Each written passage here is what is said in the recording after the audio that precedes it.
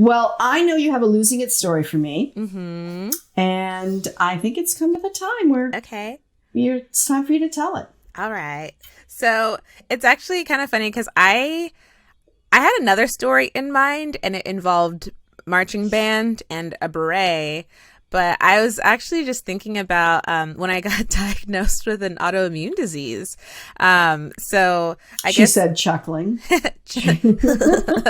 You know how funny that is. You know, it's such a fun time. But it also has to deal with marching band. So I guess this story kind of is losing. Maybe I'll find a better way to put this at some point after I tell you the story. But I'll just tell you the story, and then we'll go. We'll reverse engineer the losing it part. Yeah.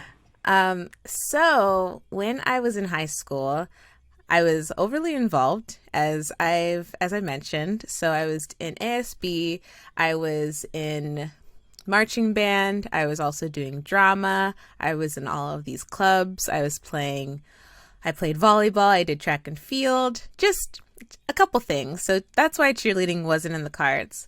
And so my mom's a nurse, and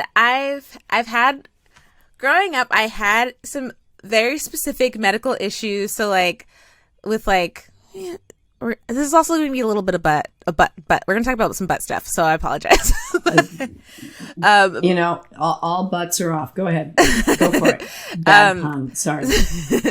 So I was noticing, I had some symptoms that I was noticing, but they were a little embarrassing because it's like, you don't want to talk about your butt with your mom, like whether or not she's like fully qualified professional. You're like, no, mom, I don't want to talk about it. Yeah. So I had some symptoms that I was experiencing for a while that I thought that I was having these symptoms as a result of not doing something that my mom told me to do. So my mom had told me to take stool softener, and I was like, I was like, I don't like taking medication. So I was like, I don't want to do that. Yeah. And so stool softeners are for losers. I was like, I don't want to do that.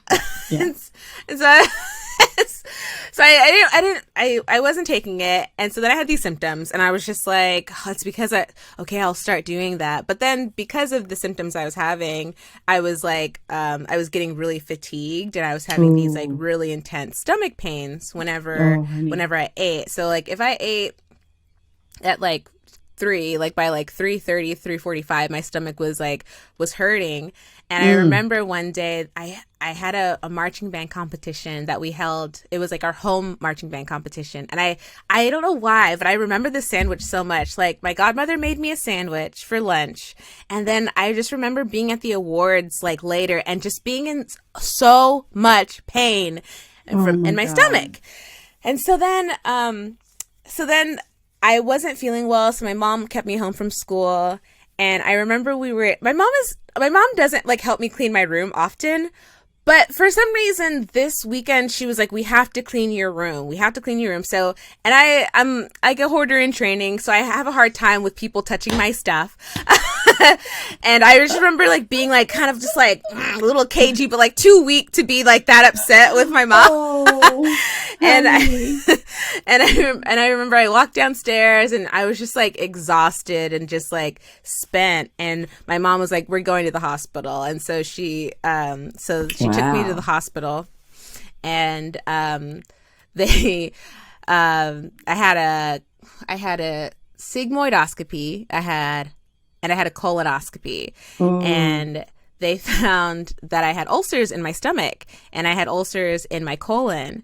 And so they treated me in Stockton for about 3 weeks, and then they sent me home, and they're like, if it doesn't get better, let us know. So 5 days later, I was still having more symptoms, and so I came back. Then they shipped me off to such a weird way to put it. They shipped me off to UCSF because I was 17 at the time. Wow. But I got to ride in this ambulance from Stockton to San Francisco at night, and just being in the back of an ambulance was kind of cool, and once in a lifetime, because I could not afford that now. Let's hope. Once in a lifetime. Once in a lifetime. Right? Let's just hope. Yeah. And so then I was transported to the UCSF Children's Hospital, and I was diagnosed. Now, are mom and dad freaking out? Yes. Yeah. I mean, my mom is a nurse, so she's freaking out, but she's also advocating for me at the same time. So it's like, she's obviously like, it's your child, so she's upset, and like my dad was upset, and everyone's like freaking out. But my mom was like such a rock star.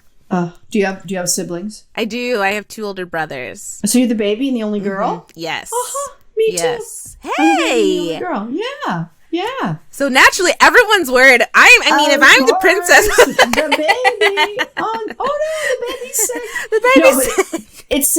It sounds pretty scary. Were you scared? I was scared, and I was nervous, and I was also kind of like, I felt a little guilty too, because I was just like, I thought I had done something, but then like I learned that like, with ulcerative colitis, I mean, it's an autoimmune disease. No one else in my family had it or had it or has it. Yeah. And it's so funny too, because I don't know if you've I feel like now that I've said ulcerative colitis, you're gonna start to see all of these commercials that actually play like on Hulu specifically.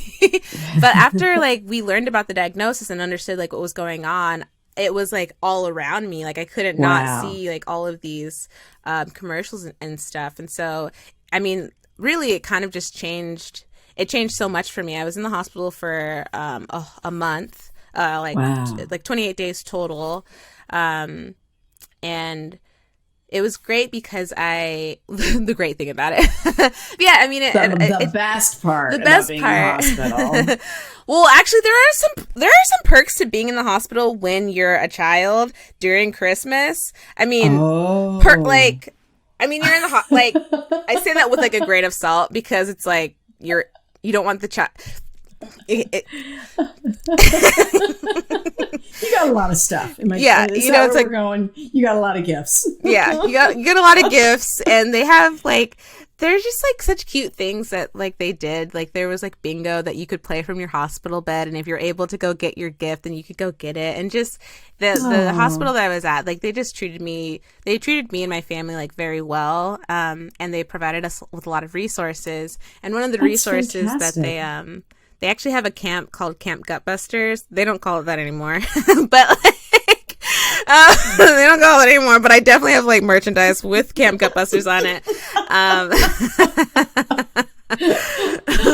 It's a summer camp for children and teens with ulcerative colitis and Crohn's disease. And so it's just a week-long camp where kids are able to go there and just kind of feel normal. Like everyone takes your medication at the same time. Like all of the food is catered to like what you could actually eat, and just be around kids that like your symptoms are normal, or it's even for family members or kids that are being affected by it.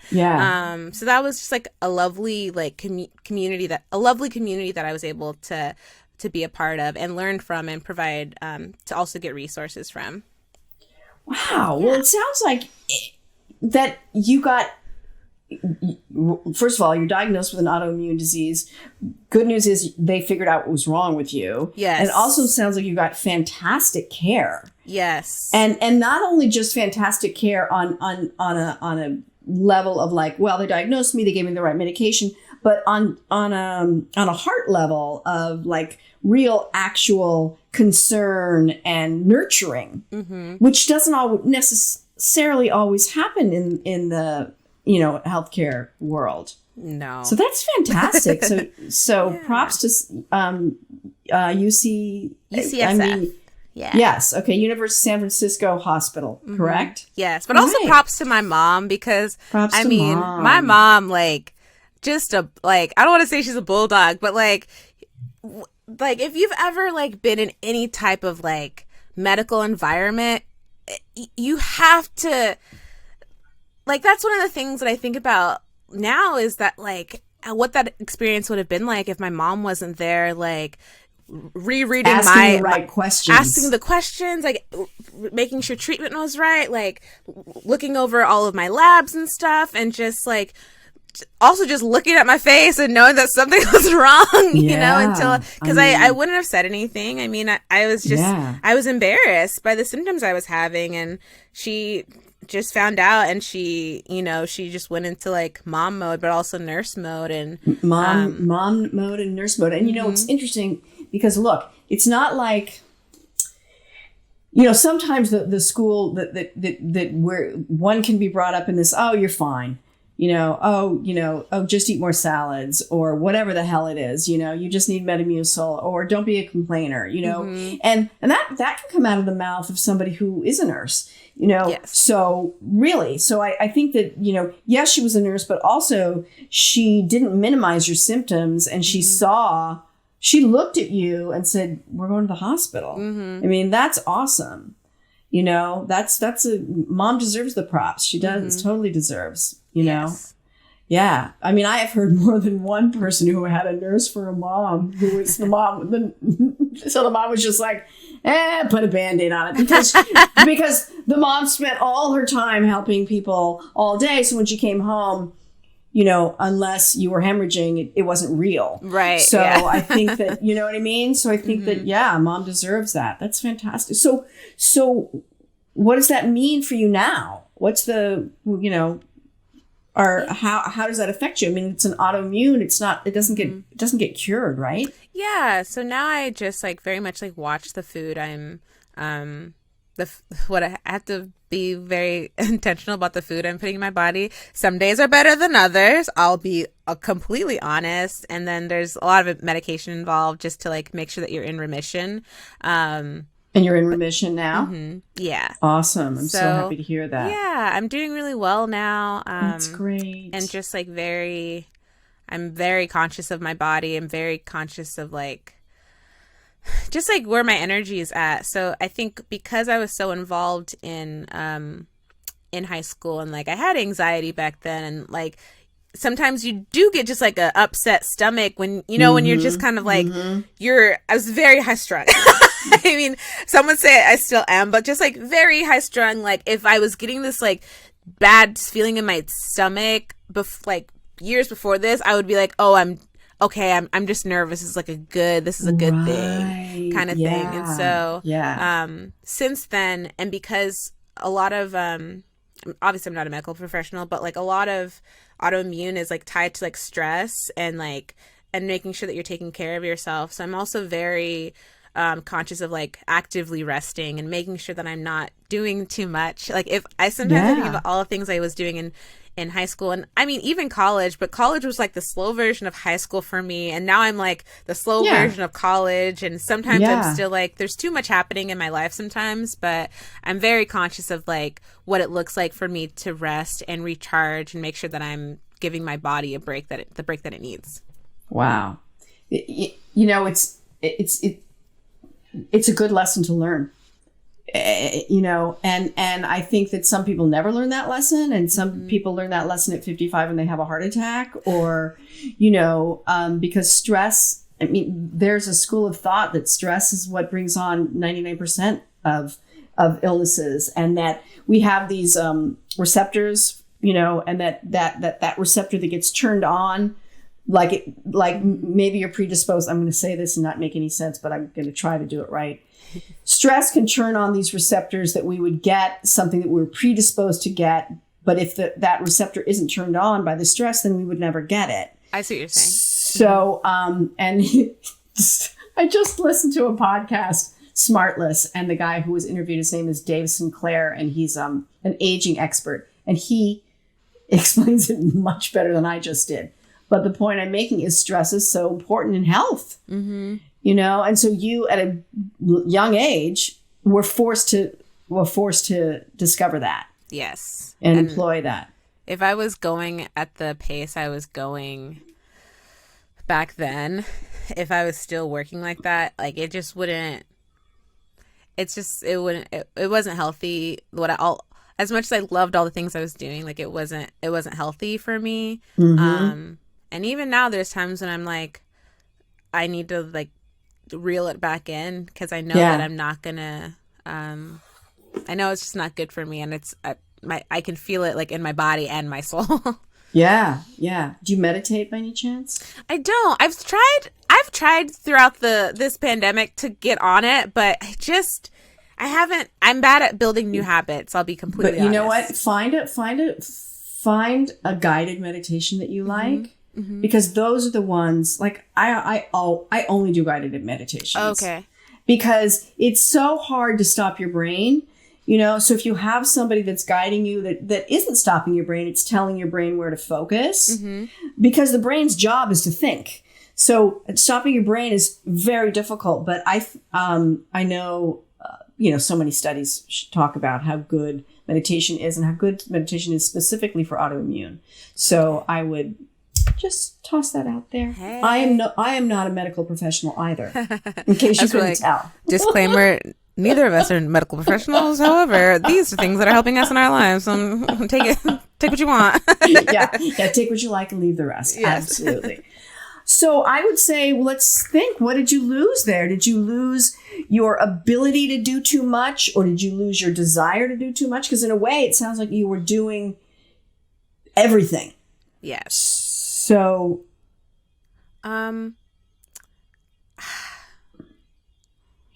Did you let go of a part of yourself, do you think, when that happened? When you were forced to slow down and let go of certain things? I feel like it felt, at the time, it felt like a loss. Like it really did. It felt like, I feel like I lost foods that I could no longer digest, that my body wasn't going to react well to. I felt like I lost. What's the food? What was the toughest one that you had to give up? It was, if you don't mind my asking. Like, you're not supposed to eat like spicy food or pepper or even like roughage. It was just like very when you're having like a flare up, there's specific things like you can't eat. But I feel like, I mean, I nearly lost I honestly, like, I lost a lot of hope during that time. Because when I was getting diagnosed, and this is over 10 years ago. So what we know now about like ulcerative colitis is a lot different than like what we knew back then. And I didn't know how big of an impact it was going to have on my life. So I was in my junior year, and this was around the holiday season of high school. And so this is when I'm applying for college and things like that. And I was so depressed and just like, I was like, well, I'll just go to like community college, like I'll just like stay home for a couple of years. And like, I don't need to go out or go anywhere. Like that's where my head was at, because I had to do applications while I was in the hospital. Wow. So you lost a lot of hope. I lost a ton of hope. And yeah. And then it's like on the flip side, like one of my greatest friends, she helped me submit my applications. Like I had some of my essays written, but there was like I was writing some of them in my hospital bed, and my dad had to like run over like a thumb drive to her to like get my stuff over to her, and like her and her mom are like pushing my applications through, like because also I was submitting like the day before they were due, and like the servers and that hot mess of the system, and like there wasn't like internet in the hospital, and like, the stress. It's so and here you are not supposed to be stressed. Yeah, and it's like I'm like, nah, like truly I was just like, don't need it. I'm like, I'm tired. I'm exhausted. College, like whatever. And it's like, it's this thing you're working towards for so long, especially in high school, and you're doing all these things to put them on your applications. And by the time the applications came around, I was just like burned out. I was tired. I was sick. I just was like, I didn't even know if I wanted to go away at that point. And I just feel like I lost I definitely lost like a sense of self at that time, and I lost like sight of like the things that I wanted to do. I mean, acting wasn't right, because even, you're a doer. I am a doer. Right. Yes. And if we're not, and I think people that are doers, and I'm definitely one of those people, there's that expression, we're human beings, not human doers. But for those of us that get our identity from what we've done, get our self-esteem from what we've done, being asked to not do is extremely difficult. It's like, well, if I'm not doing something, then do I exist? Yes. Who am I? Oh my gosh. The crisis, the identity crisis. Yes. So, yes. so when did it shift for you? I mean, I'm sure it was a long shift, but was there maybe a moment where you realized that you got your hope back? I honestly think the camp really helped me out. It really... That's so great. Just being in that environment and seeing...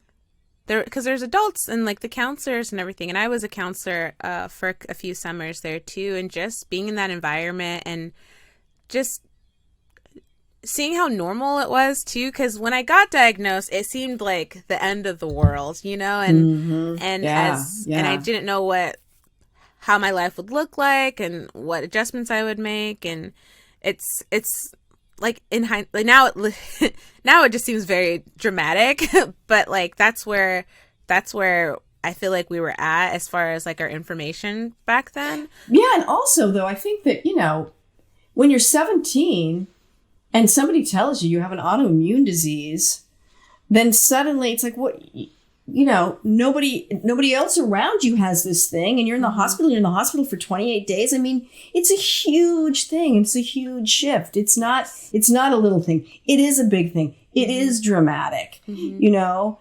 but you weathered it and beautifully. And went to UC Irvine and killed it.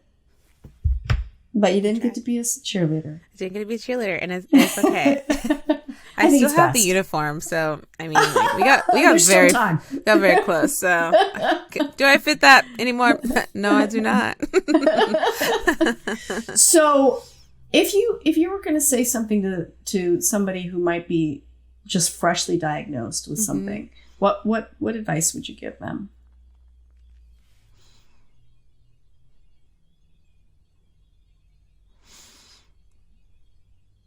I think the advice I would give them, and the advice I would, if I could give myself when I was there, is just let your body rest, and listen. Let your body rest, listen to your body, and also do your own research, you know. And I feel like I didn't know as much as I should have initially.